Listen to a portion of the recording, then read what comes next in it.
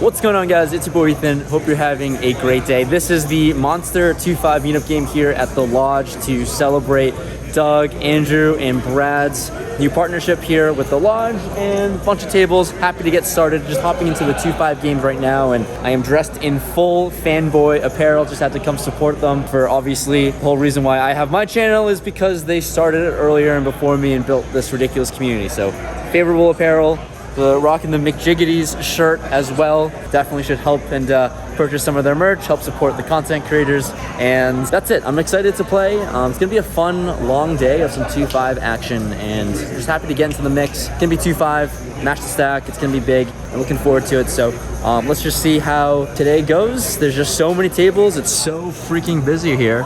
And let's hop into the action. Start running up. Into this 2-5 game we go, and one of the first interesting hands, I pick up ace-queen offsuit under the gun and bump it up to $20. Action folds to the cutoff player, who is a vlog watcher named Mike, and he actually 3-bets to 80.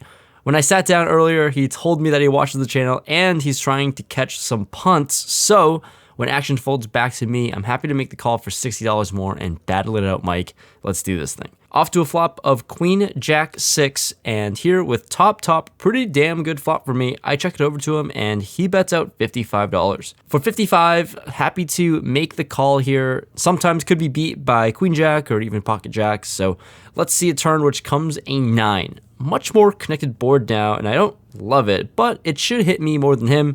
Anyways, on this turn, action goes check, check. The river is now the deuce of clubs, a complete brick, and when I see him check back the turn, it might mean that he might have ace-king or some sort of hand that has showdown value. So I decided to size up with top pair, top kicker, expecting one pair's good here, and size up to $250. Mike thinks about it for quite some time, but ultimately is a non-believer, makes the call. My ace-queen is good against his ace-jack, so I'm just happy to start off the session on the right foot. Next, we get graced by Brad's presence as he hops onto the table, and what better time than to pick up Pocket Jiggities. We're in the hijack, and action folds to me. Obviously, we're playing this one and raise it up to $20. We get the button and small blind to make the call, so we're going 3 ways to a flop of 9, 6, 7 rainbow. Action checks to me, and on this flop here, overpair, but I don't think that this board's going to hit me too often. I decide to check, and action checks around. When the turn comes the ace of spades, oh, not one of those cards I wanted to see. Anyways, action checks to me again, and here, just time to bet. Betting my range, I guess, as opposed to betting my specific hand. So I size to $40 and only get the small blind player to make the call, so definitely time to tread cautiously. When the river is a 4, another card that shouldn't hit me much, and when the small blind checks, I'm happy to check this one back and get the showdown, and their win. Brad approves of how I played these jiggities, so safe to say this meetup game is going off to a good start. In the next hand, I pick up ace-queen offsuit once again in +1 and bump it up to $20.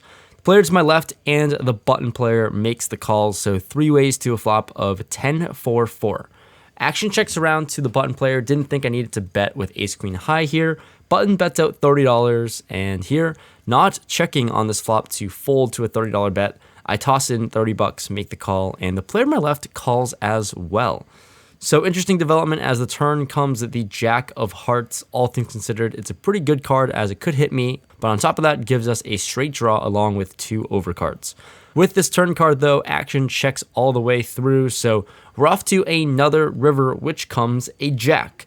Double paired board now, and it seems like no one has a jack here considering how the action checked through, and maybe we can apply some pressure against 10x holdings by blasting out a pot-sized bet of 150. The player to my left folds, but now onto the button player, and this is Mike, who said he wanted to catch some punts earlier on in the session, but after thinking it for a while, he does end up making the call with 10-7. Nice hand, Mike. You spoke catching one of my punts into existence and caught that one, so nice call. Nice hand, dude. All right, we're gonna mix up this video here a little bit with our buddy Wolfgang. What's going on, Ethan? We're doing some stuff. We're playing on a live stream now. We played the 2-5 for like maybe an hour or so. They're firing up the live stream right across from us here. and we've got our buddy Wolfie here because we're doing some tag team stuff. A little two-headed punt monster coming your way. Call us the Punt Bros. We're gonna have a competition of who can lose the most. This is gonna be a lot of fun. It's a 2-5 match to stack. We'll be switching out every 45 minutes. So if you want to see his perspective on his channel, check that out. That's his name. There we go.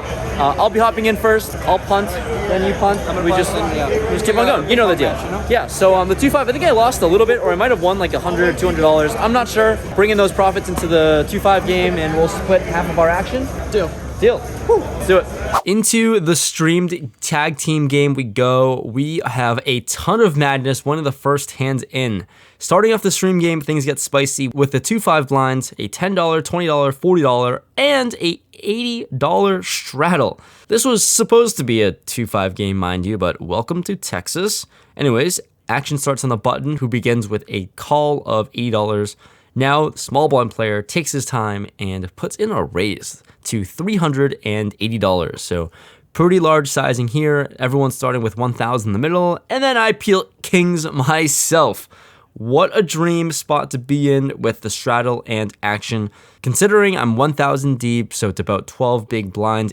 I'm in tournament mode and I'm in position of the small blind player. I decided to just make the call since it's already a huge portion of my stack anyways, hoping to induce more players to get in, and obviously it seems like an easy spot to get it all in on the flop regardless. Anyways, action folds to Brad, who decides to jam.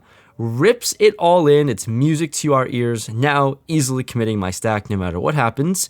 And to my surprise, the small blind calls all in as well. Obviously not going in with kings. It's going to be a 3-way all-in pot early on in the stream.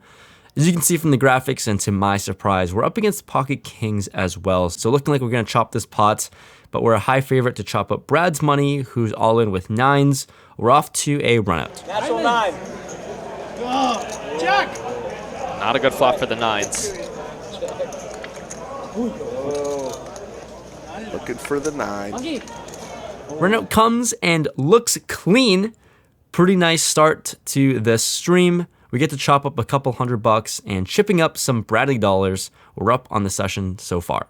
45 minutes passes on stream, and I tag in our buddy Wolfgang as we are rotating 45 minutes of play in and out with each other on the stream. So if you want to see his perspective and hands from this stream, you should definitely check out his channel where he'll be uploading all the content there. 45 minutes comes and goes, and Wolfgang tags me back in. I add on $7,000 in my stack, considering that it's Smash the Stack 2-5 and some ridiculously large pots were built, so we get some crazy stacks on the table. So back into the streets, I pick up pocket 10s in the small blind. Action folds to me, and I raise it up to $165 out of position over a $40 straddle. Folds around to Seti in the $40 straddle, and he makes the call, so we're going to battle it out of position. When the flop comes 9-8-5 rainbow, here, definitely a good flop for 10s, obviously with an overpair, but I decided to check given that we're out of position, and Seti checks it back. We're off to a turn which comes an ace of spades. Brings in 2 spades on board, and once again, it's another card that's just not good for my hand, but it is good for my range. So I decided to lead out with a bet of $250, sizing up a little bit here, and for $250, he makes the call. So feeling not so great about the action so far. Obviously, would really hate to see him have an ace here. But we're off to a river, which comes a 5. Now, any 7 makes the straight, which isn't ideal. And if there's a player to have a 7 in hand right now, it definitely could be Seti. I think I'm going to lean towards a check since we're out of position, and we can always just see what he does.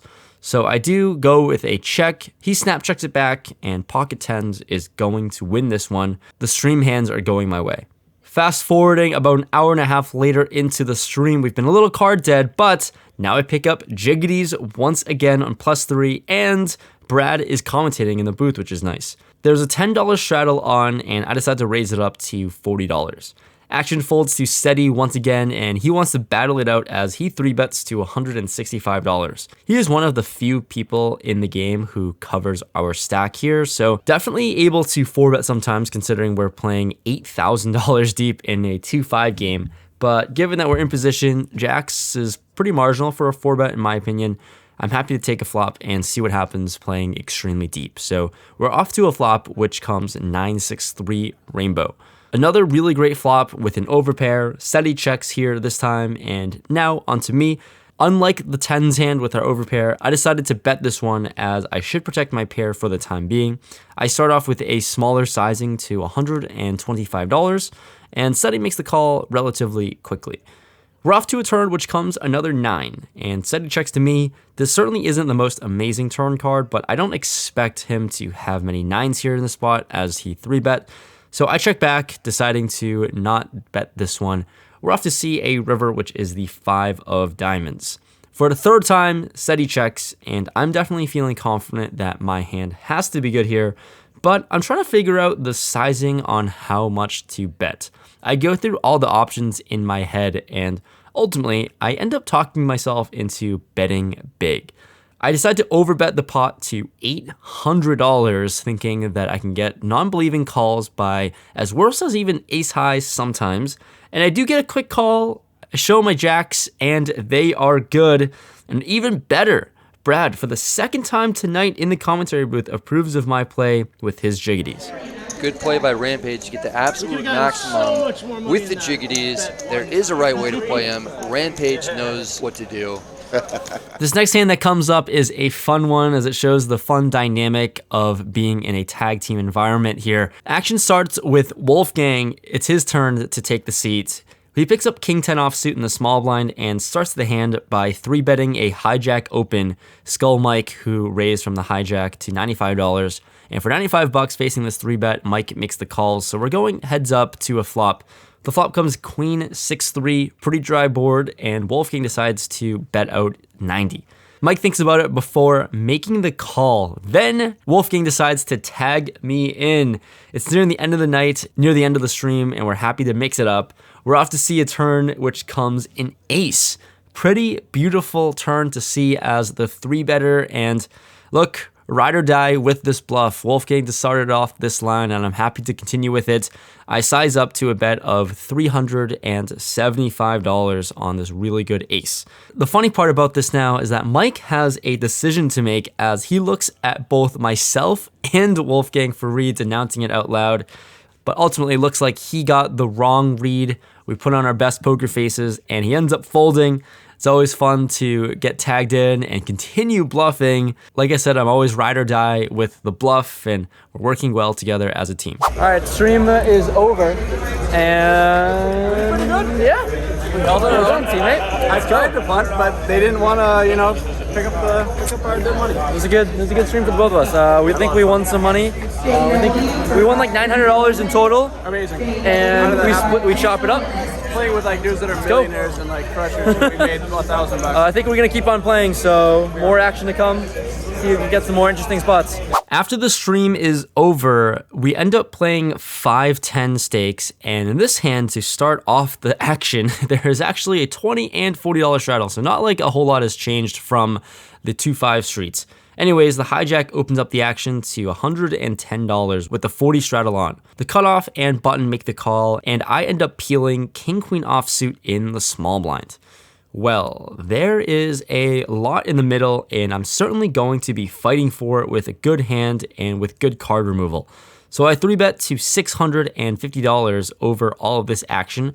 Would be amazing to just get folds all the way around, but sadly, action folds to the hijack player who decides to go all in. This is Jesse Sylvia, who is definitely a pretty damn good poker player. Ultimately, that all-in totals $1,840, and when action folds to me, even with the straddle, it's about 45 big blinds, and in tournament mode, king-queen offsuit isn't really going to call that, so don't think I can call with this specific hand, so I kiss my $650 goodbye to Jesse and let it go.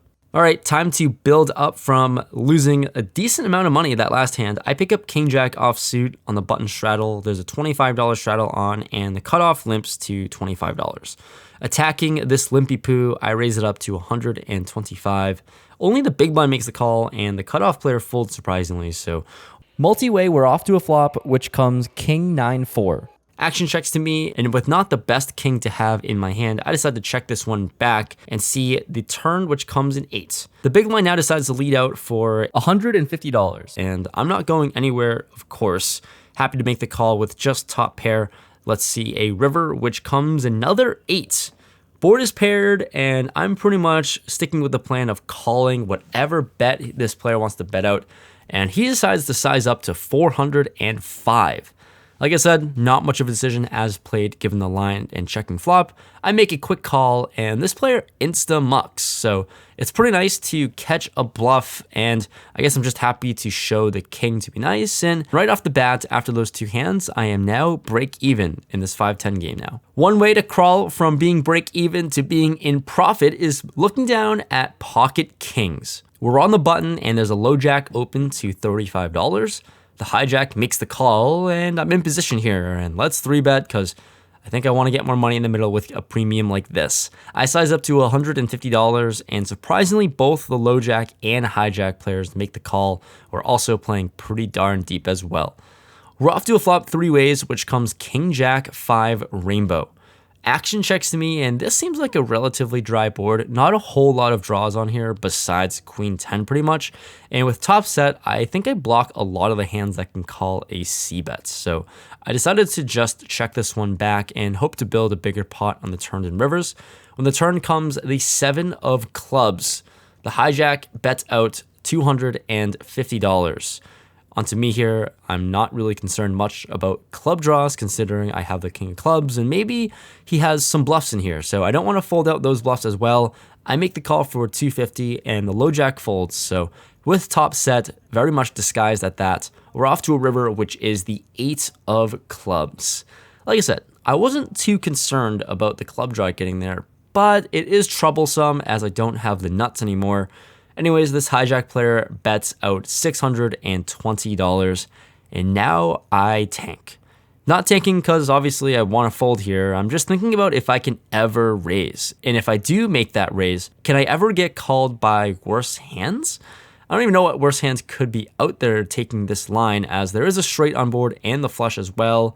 So ultimately, I ended up just making the call, really slow playing top set here, and somehow this player has queen 10 of clubs.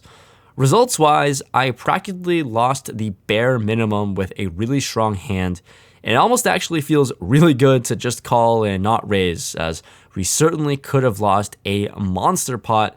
There was no street in the world where this player was ever folding, no matter how much I bet. I guess this is one of the ways of losing the minimum with top set. For one of the last interesting hands of the night, I pick up kings once again. Time to redeem myself. I'm in early position and there is an under the gun limp. I decide to raise it up to $50, and this $50 bet scares no one. Cutoff, button, and under the gun player all call. So we're going 4 ways to a flop of, can you believe it? King Jack 5 rainbow once again. What? The exact same flop with top sets, kind of ridiculous, and action checks to me. Like I said, for those same exact reasons as to why I checked the flop in the last hand, I'm going to check this one as well. We're multi-way, so I should probably bet with as strong of a hand as this, but maybe we can get someone to catch up. Action checks around, and we're off to a turn, which comes the 4 of diamonds. So this is a card that brings in a few more draws on board, and action checks to me once again. Definitely no more checking with top sets. I decided to throw out $200 into the middle, and I only get the under the gun player to make the call. Surprising to see this development, but we're off to a river, and the river seems like overkill. It's the king of diamonds. Found a way to be into quads, and now at least there's no way that we can lose with quads now with the nuts. For a third time, this under the gun player checks, and now it's just a decision on sizing as to how much I want to bet, and I'm stuck between betting small or big. Betting big here, I don't think this accomplishes a whole lot, as this king of diamonds does complete some flushers that might want to raise for value. Anyways, I try to take a stab and bet out $125. I would love to induce a raise if possible, as, you know, facing a check raise with the nuts is going to be pretty nice. Anyways, though, this player thinks about it for a long time, and in the middle of his tank, he ends up saying he can't raise anymore because he took too long. So that kind of crushes my dreams of any opportunity of getting more money in the middle. He ends up making the call, though, after that, and I'm happy to take the pot to end the night with quads. I think he's dead on with that. Wow. So yeah, Lex, it's probably just... Well, he was getting wrecked. That one, so that also is another thing. It's like... Yeah, I'm big off. Small blind. It's been a very long, pretty brutally long day. Pretty much played like 3 sessions today. It's late, around 4 a.m., and I'm tired and ready to go home. But I want to do this recap for you guys here at the lodge.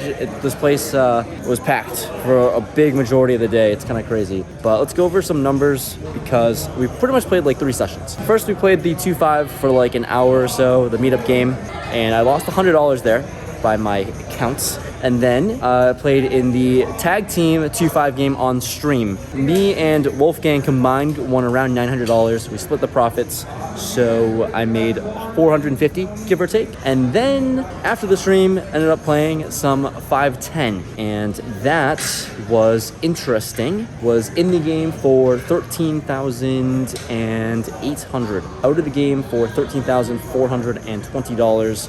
So a little bit of an L. Not as bad as I thought it was, to be honest, because I felt like I was getting kind of destroyed early on in the session.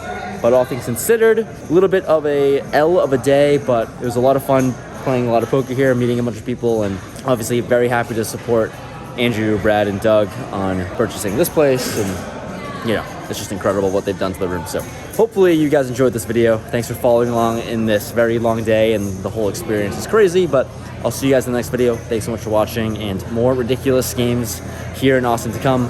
There's a big live stream that I'll be playing on in a few days. It's 25.50, a lot of straddles. See you guys next time. Looking forward to that one. Peace.